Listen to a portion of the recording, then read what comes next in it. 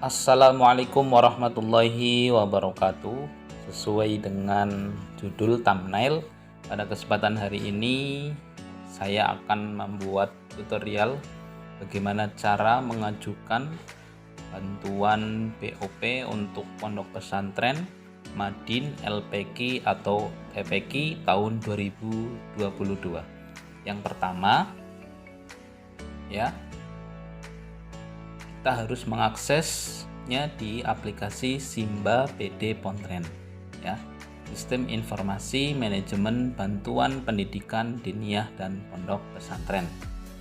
Nah, sosialisasi ini Simba tahun 2022 ini dibuka mulai dari 21 Mei 2022 sampai terakhir tanggal 4 Juni 2022. Jadi nanti pengajuannya sampai 4 Juni 2022. Alamatnya di mana?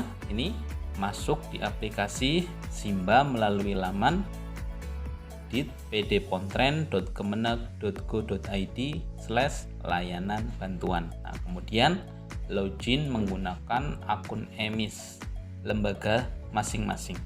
Email dan passwordnya sama seperti ketika mengakses emis lembaga. Syaratnya emis harus terisi dan sudah bisa download BAP berita acara pengisian. Nah, emis itu sudah ditutup tanggal 31 Mei 2022. Jadi bagi yang sudah, tinggal mendownload BAP-nya ya. Kemudian halamannya seperti apa? Simba itu seperti yang ada di layar. Seperti ini, nanti kita bisa login dengan klik login yang ada di kanan atas menggunakan akun emis lembaga. Kemudian loginnya dengan akun emis seperti yang ada di bawah ini ya, menggunakan akun emis dan passwordnya. Kemudian kita klik submit. Untuk pondok pesantren ataupun LPQ juga sama seperti itu. Ketika mengisi emis ya sama, masuknya username dan passwordnya sama dengan emis. Kemudian nanti ketika sudah masuk, klik submit, itu akan muncul seperti ini untuk LPQ. Nah, silahkan diklik yang kotak kecilnya agar bisa checklist, kemudian tinggal klik login. Ini bagi yang LPQ. Terus ini bagi yang pondok pesantren. Seperti ini di checklist kemudian login. Oke. Selanjutnya yang harus kita lakukan pertama yaitu setelah login, lengkapi data profil operator ya. Data nama operator biasanya sudah muncul sendiri sesuai dengan nama lembaganya. Kemudian masukkan nama HP operator. Setelah itu simpan data profil operator. Selesai sampai di sini. Selanjutnya kita mengisi profil lembaga. Profil lembaga yang diisi ini ya, nama lembaga sudah muncul dan nomor statistiknya juga sudah muncul. Tinggal diisi nama pimpinan, NPWP jika ada. Kalau tidak ada berarti kalian tulis saja 0000 sejumlah NPWP-nya.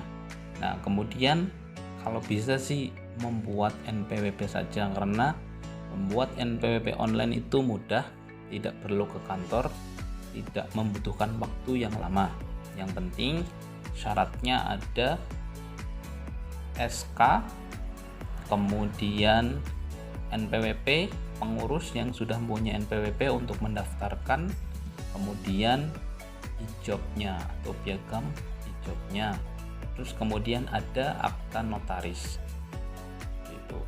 Kemudian nih tahun berdiri, nomor telepon juga diisi, email nanti kan otomatis sudah terisi, dan kemudian ini disuruh upload izin operasional lembaga ya, ijobnya diupload. Kemudian klik browse dan simpan data profilnya. Nah, setelah itu kemudian setelah melengkapi profil lembaga, kita juga perlu melengkapi data yayasan. Ini bagi yang punya yayasan. Kalau yang tidak punya yayasan silahkan dikosongkan saja. Bagi yang punya yayasannya silahkan diisi nama yayasannya siapa, nama yayasannya, nama ketua yayasannya siapa, akta notarisnya berapa dan tanggal akta notaris, kemudian nomor SK-nya, Kemenkumhamnya berapa, tanggalnya berapa. Kemudian kita simpan data yayasan pesantren atau LPG-nya ya. Nah, kalau yang tidak punya tidak diisi, tidak masalah. Selanjutnya lengkapi alamat lembaga ini ya. Dilengkapi lembaganya mulai dari provinsi, kabupaten, kecamatan, dan kelurahan, kemudian kode pos dan alamat lengkapnya diisi, kemudian disimpan. Nah, selanjutnya kalau sudah, kita masuk ke daftar bantuannya. Daftar bantuannya untuk mendaftarkan lembaga kita.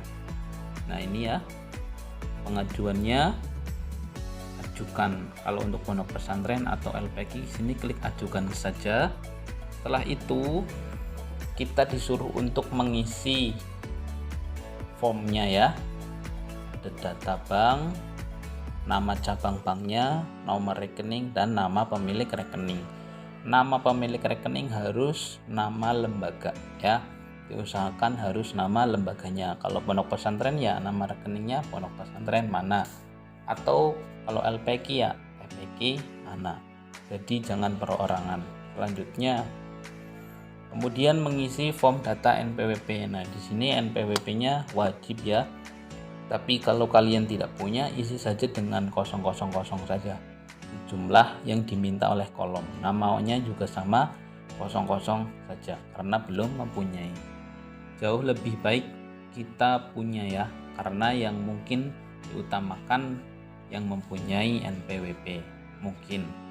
Kemudian form data pimpinan, nama pimpinan sesuai KTP dan NIK pimpinannya dimasukkan. Nah, setelah itu kita memasukkan file. Pertama, surat permohonan bantuan, nomor statistik pondok atau LPG, yaitu ijobnya. Kemudian file rincian anggaran biaya atau RAB juga dimasukkan. File profil pesantren, ini kalau untuk pondok pesantren ada profil pesantrennya, kalau LPG tidak ada. Jadi yang membedakan hanya ini pesantren. Terus kemudian file salinan NPWP juga sama. Kalau tidak punya ya tidak mengupload NPWP seperti itu. Tinggal nanti dipilih. Nah, kalau sudah, file buku rekening juga diupload. Kemudian file berita acara pendataan emis, ketika selesai di-download kemudian di-uploadkan di sini. Kemudian di sini juga ditulis penggunaan anggarannya untuk apa saja, secara garis besarnya saja. Kalau sudah yakin, klik simpan dan ajukan. Kalau belum, ya simpan sebagai draft seperti itu ya. Apabila upload belum selesai, klik simpan sebagai draft. Namun apabila sudah selesai semua, maka klik simpan dan ajukan. Nah, ini surat permohonan bantuannya kurang lebih seperti ini. Ini untuk LPG, ini untuk pondok pesantren. Nanti filenya saya sertakan di link deskripsi ya. Kemudian nomor statistik pondok pesantren atau ijob LPG-nya juga sama, nanti di-upload ya. Upload. Kemudian profil, ini untuk pesantren ada profil pimpinannya dan profil pesantren. Di sini ada identitas pondok, pimpinan, dan kurikulum. Kalau saya kasih kurikulum, nanti filenya bisa di-download sendiri.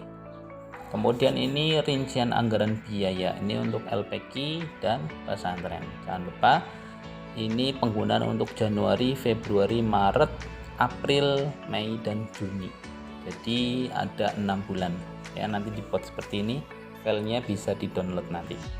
silahkan diisikan dengan teliti dan jangan sampai ada yang salah. Jadi dicek terlebih dahulu, nanti filenya bisa di-download di link deskripsi di bawah ini ya.